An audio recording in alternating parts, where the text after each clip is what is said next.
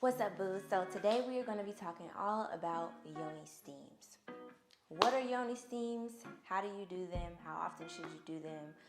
The whole thing.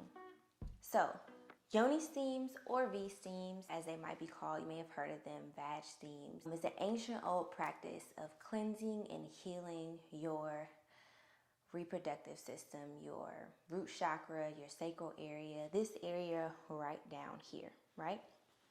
Now, our bodies naturally go through a detoxing process every single month when we come on our cycle, and it cleanses out all of the old eggs, impurities, and everything through our 7 days of bleeding, or 5 days if you get that lucky for that to happen for you. But what we can also do after this process is a natural steam herbal healing ritual that will also assist in ridding that area of any energy, any toxins, a host of other things that Yoni Steams are beneficial for. Is what we can do right after our body naturally finishes its detoxing process. So that is what Yoni Steams are. You want to use products for your herb mixture that's organic or as natural as possible, because we are detoxing and cleansing during this time. We don't want to put in any synthetic products back into our body. So you want to try to find an herbalist in your area. For me, I use mamadproducts.uk. I'll link the description below. And in her mixture, it actually includes marshmallow leaf, nettle, bay leaf, organic dandelion flower, marshmallow root, lavender, red rose petals, cinnamon, thyme, hibiscus flower, peppermint, rosemary, lemongrass, red sage, chamomile, and mugwort. These are just dried herbs that she uses. And in her Yoni Steam box, it comes with 2 jars of your herb mixture, a 1 sage stick, which I'm burning now. It smells amazing. And also 2 candles and a carnelian crystal. Beautiful, beautiful box. Thank you so much, Mama D. I will definitely be coming back and getting some more because I really, really love that mix. So you can find an herbalist, like I said before, to make a mixture for you in your area. You can look online, or if you would like to, you can create your own Yoni mix using herbs that you find yourself and put it together yourself. Sure, you can Google and find plenty of Yoni Steam mixture recipes. So if you're feeling creative, you can go ahead and do that yourself. So let's talk and get into how do you actually do it. You're going to want to take a pot and you'll place it on your stove. You're going to want to use some spring water or purified water, not tap water, because again, this is a process of cleansing and healing. We don't want to put impurities back into our body, so let's just use some water that's already clean and clear. Pour your water into your pot, turn on your burner, and let that thing come to a good boil. Once you've received a boil, go ahead and grab your herb mixture and add it to the water.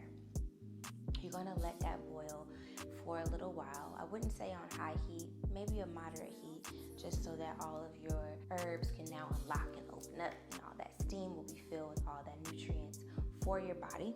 One good indication that your Yoni mix is ready is if you have rose petals included. Mine have rose petals, but if you have rose petals included, once the rose petals start to lose their color, that's a pretty good indication that your steam and your herbs are about ready to go. From here, you can place your boiling water into a new bowl if you have a bowl for steaming, or for me, I just kept it in the pot that I had because these pots actually stay warmer longer, so that's what I just kept it in here. Now, you want to have some type of chair or box even that you can sit on above the actual bowl so the steam can actually reach the area that it's supposed to reach. For the longest time, I did not have the tools necessary to do a Yoni Steam, and so one day, well today, I got creative and I actually have these stools that I bought for the kids to get on the toilet, because when they're small, it's a little bit hard for them to hop up on the toilet, which now they don't need them anymore, but I still have them. And I actually use that. I flip it around, and that was my actual stool or chair that I used to do my steam with. So I set my pot underneath there, put my stool on top. You'll sit down and you'll grab a sheet or a towel. For me, this is a tablecloth that I use for birthday parties or for something. It's a tablecloth. Or if you have a big dress, something that's going to cover you, the stool, and also the pot. sit down on it, and just allow that steam to go ahead and begin to cleanse that area. I stayed on for about 30 minutes. I would say anywhere from 15 to 45 minutes is really good. At about the 30-minute mark, I started to notice that the steam wasn't as, prevalent or as warm as it was when I first sat down. So at that point, I realized time was probably up, right?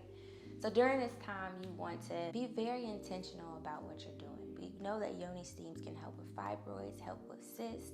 They can help to balance your pH, help you with any vaginal dryness that you might be having. They're great for menopause. Again, they help to cleanse out and help to continue to detox your body after your cycle.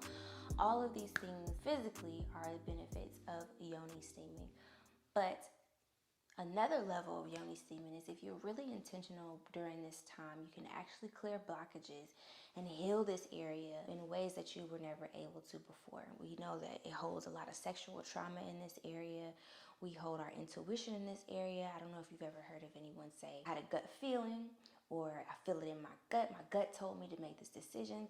They're referring to this sacral chakra root area, right? This is our grounding space, the space that connects us to the universe, to the world, to our spirit, our guides. This area is so important. So we must be intentional about healing this area. So during this time, you can light some sage, clean your area, put your candles on, you can play some music. And if you focus on healing this area, that is exactly what you can do.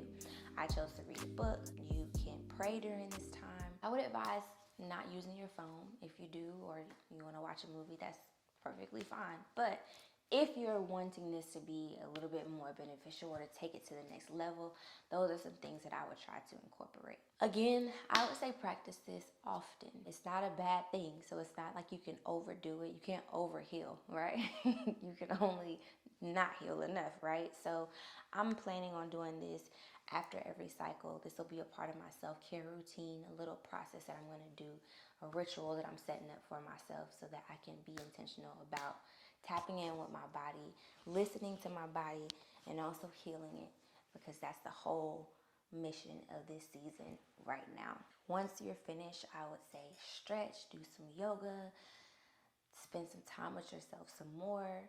Don't just slam into work. Don't do this when you have something else to do. I've been putting it off for about 3 or 4 days to do this because I've been very busy. I've been running around. I've had things to do. And it's like I really wanted to do this, not only for content, but also because I knew it's something I needed to do. But I didn't want to rush through it. I wanted to be intentional about actually taking the time to do it.